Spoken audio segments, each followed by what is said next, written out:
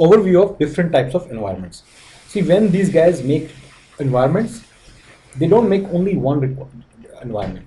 They make multiple environments. For the environment in which users work and do their duties is called as production environment after the rollout. And then there are other environments. For example, for UAT, they'll make a separate environment in which users will test. For testing, they'll make another environment. When for development, they will make another environment. And what is an environment? Environment means server machines, softwares, all the clients and client machines. This is one environment. Okay, so there will be separate test server on that. Physically the software will be installed, okay, and then the same SRF will be used, which is used by the developers as the final SRF. Whatever they develop, it will be copied onto there. Then test clients will be used and they will be testing. After they are done all these things, we call it pushing the SRF, or they will push it to the system test environment. They will do the same thing. The system test environment again means, it doesn't mean tables, chairs, okay?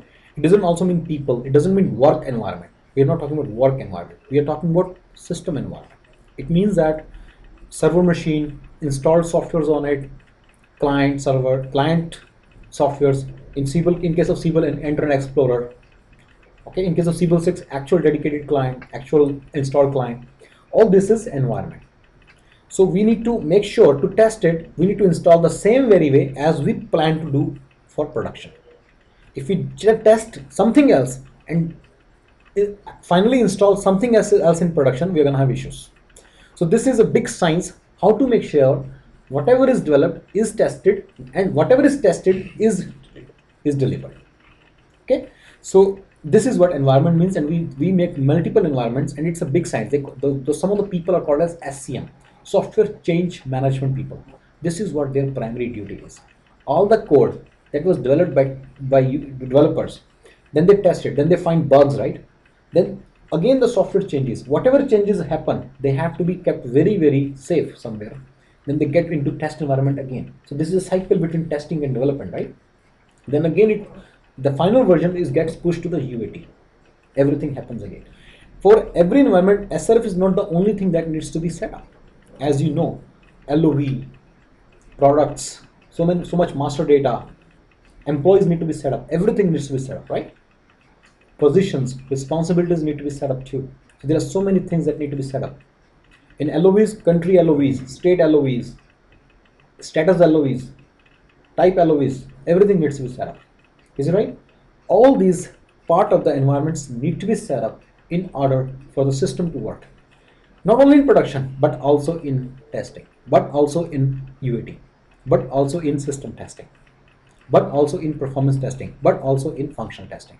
In everything, we need to have set up environment properly set up, otherwise it will not function properly and there will be errors, right? So system gets ready actually sometime in August by developers.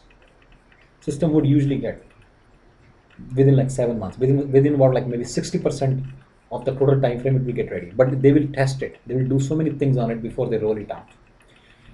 And like it's again a huge drill. It's a huge science to develop a drill to set up everything, because this is called as they are called as application administrators. They are very good in understanding what all data needs to be set up before the launch.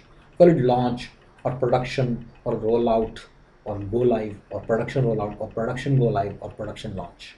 Any of these things is really simple, same thing.